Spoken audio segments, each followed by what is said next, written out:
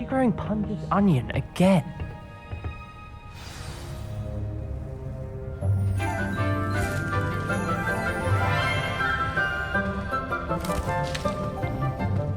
Good morning, Professor Garlic. How wonderful it is to see you again, Lenora dear.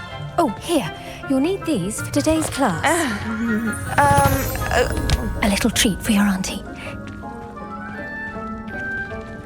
Ah, hello.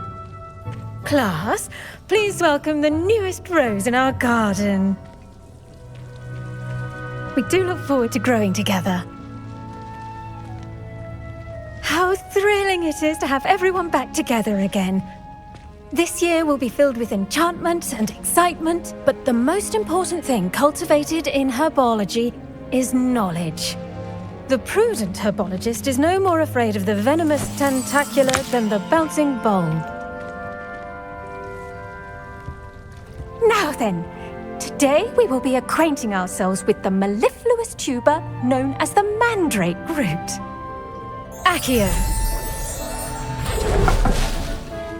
Let's see if we can't make our fibrous friends a bit more comfortable, shall we? First, let's protect our ears.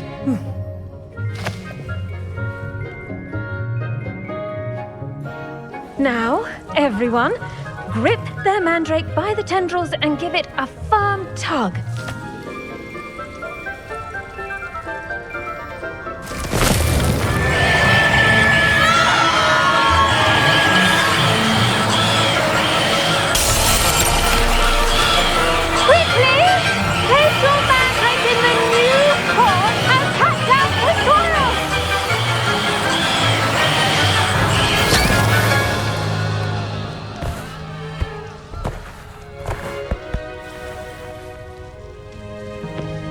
The soil should envelop the root like a warm, dirty blanket, putting the mandrake right at ease. Reparo! I'm very sorry about that. Yours was a bit mature, I'm afraid. All right then, off you go. Splendid work, everyone! Now, for our next task, we'll be planting dittany at our potting tables. You can all get started. I need to have a brief word with our new student. I wonder if hippogriffs like knotgrass. Yes, Professor. Firstly, well done with your mandrake. They can be rather difficult to get a grasp of. Actually, I enjoyed it. I couldn't help but catch your enthusiasm. How kind of you. It seems you're already taking to herbology like a mandrake to fresh soil. Now, as I mentioned, next we'll be planting dittany. Let us find you some seeds. I already have some, Professor. Picked them up in Hogsmeade. You visited the Magic Neep. Wonderful! A prepared student is bound to bloom. I've arranged for you to have your own potting table here in the classroom. Wasn't easy to spare one on such late notice. Plant the seeds there now, and you can return to harvest them later. Even with soil, sunlight, and a bit of magic, they will take time to grow. Let's see how to balance my star thistle arrangement. Miffler's Fancy or roses? Dittany's restorative properties make it a vital ingredient in the Wiggenweld potion, as you all should know from Professor Sharp's class.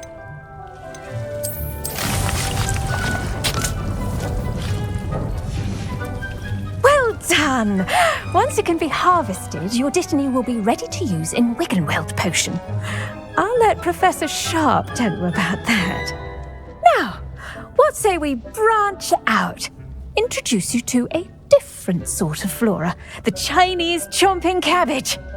You'll find that some plants are better suited to uses outside of a cauldron. The cabbages do get testy without something to chew. Fortunately, I have a dummy for them to gnaw on. Be a dear and let them have a good chomping. Yes, Professor. They're in the other greenhouse. It's just at the end of the footbridge leading out of this room. Your classmate, Mr. Pruitt, has kindly offered to accompany you. Come back and see me when you're finished. Oh, and mind your fingers. They do bite. Hello. Saw you on your way to Hogsmeade the other day. Nice to meet you. I'm Liam. Nice work in Defense Against the Dark Arts, by the way. Excuse me? Your duel with Sebastian! And he's good. Thinks he's really good. But you outright slaughtered him. It was brilliant. Here we are. Home of the Chinese chomping cabbage. Go on, grab a few of them. Now, see that dummy? Just toss the cabbages at it, and they'll do the rest.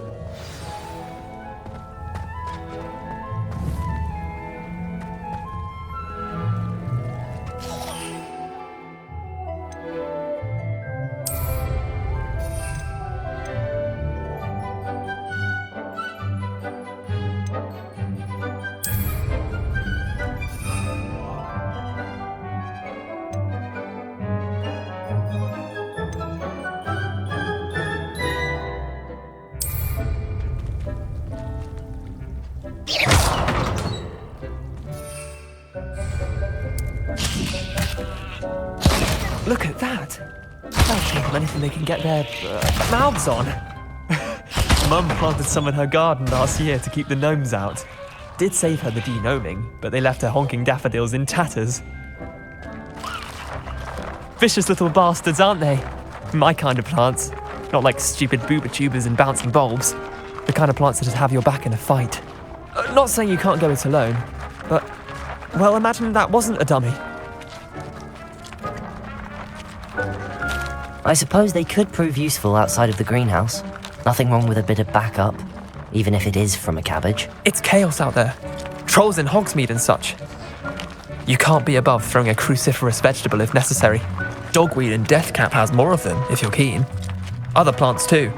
Ones your parents wouldn't plant in the garden. You get the idea. Anyway, we probably ought to head back to class. Take your time. I'll see you back in class.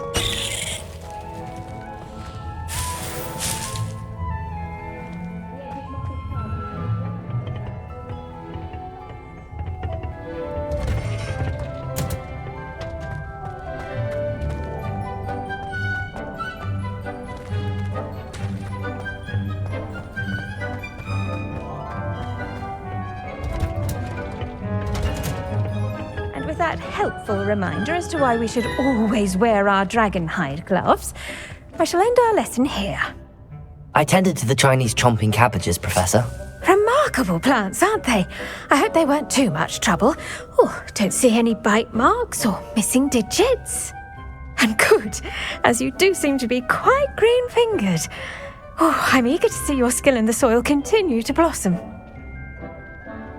Magical plants have so much to offer. I'm eager to learn more. I'm glad. Herbology is a bounteous subject. Tend to your garden, and it will tend to you. Huh. Well, I suppose that's everything. Do come by for a chat sometime. I so enjoy checking in with my new students.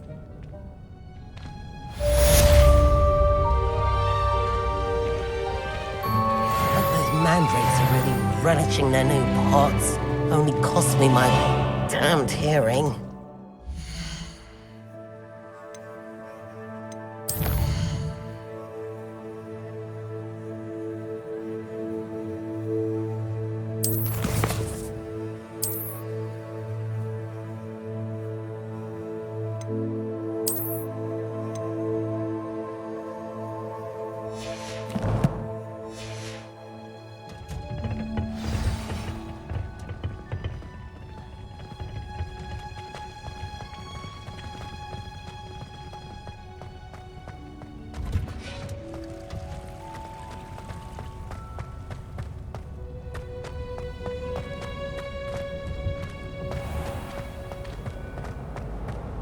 I tried to transfigure my pot.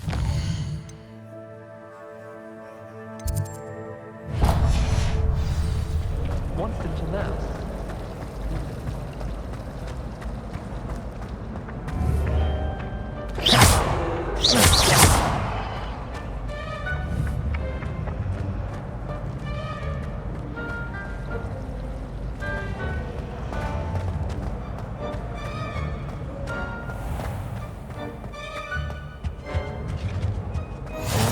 Maybe Aura's or someone from the Ministry guarding the school after the incident in Hogsmeade. Professor Black would never allow that. It would make him look completely incompetent, which he is.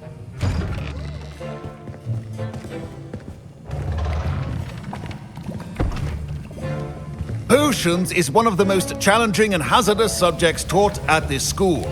As fifth years, you will be required to reach new heights of both discipline and intellect.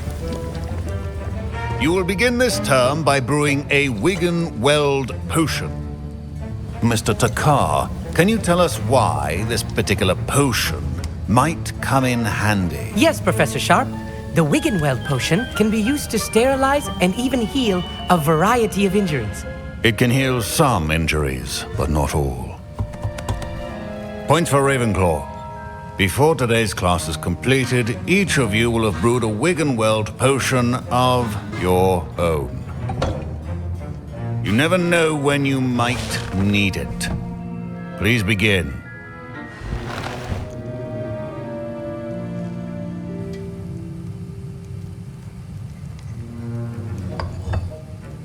Use a strong, even motion when crushing your ingredients. Please be meticulous when adding powder to your potions. One errant sneeze could be disastrous.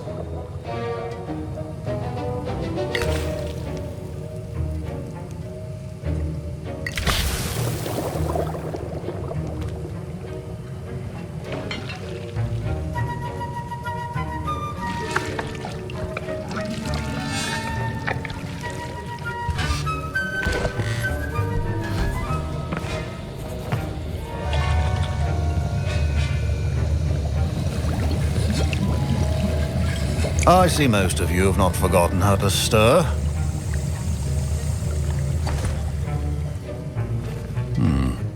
Not an easy potion to brew. Well done.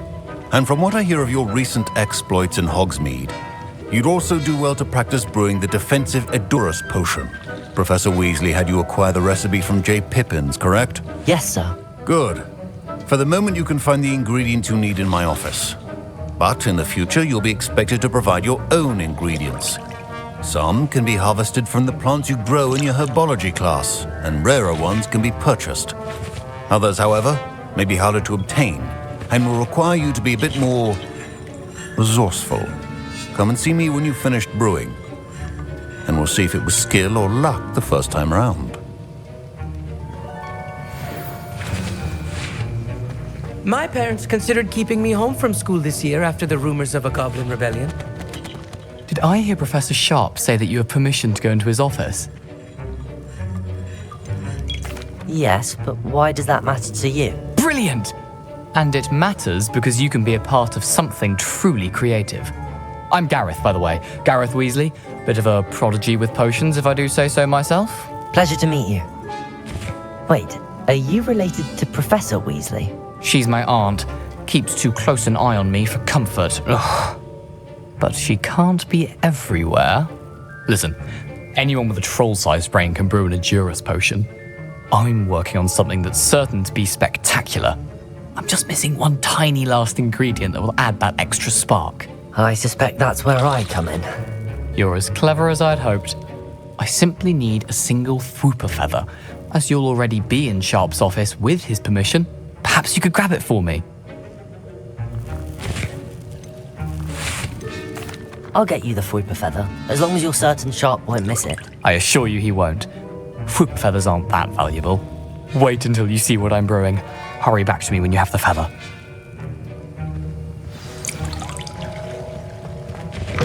Your potion should not be that color, Miss McDowell.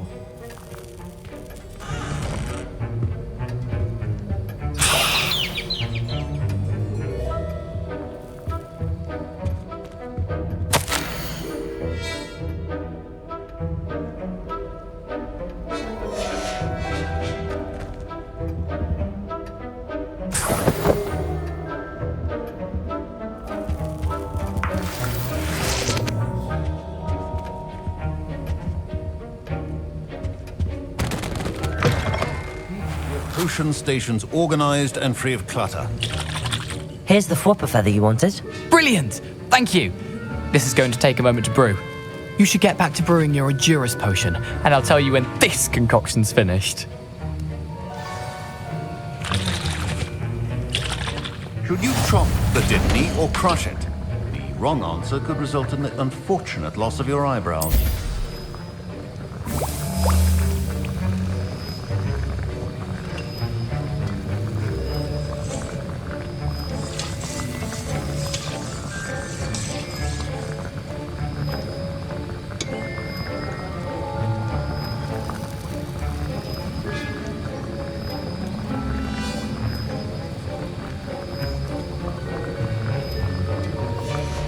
And now we add the mallow sweet, and that's odd.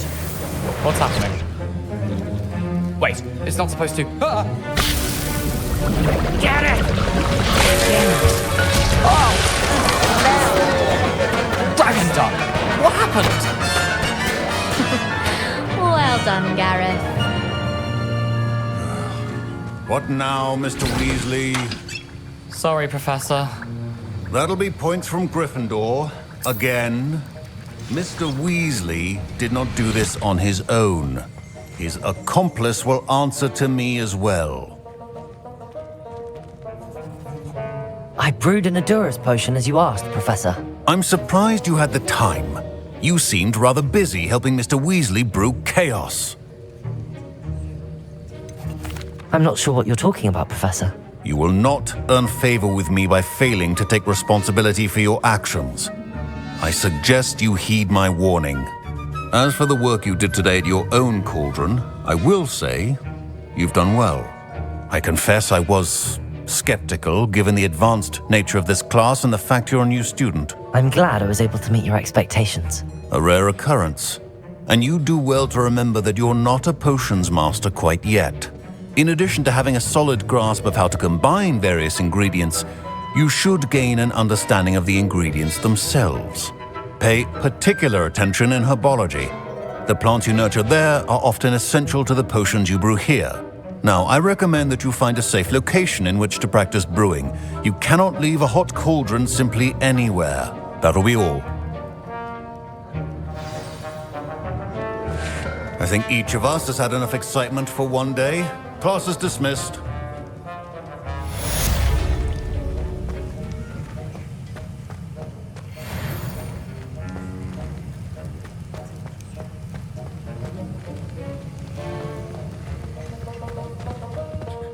My robes are going to reek from Gareth's inspiration for the rest of the term.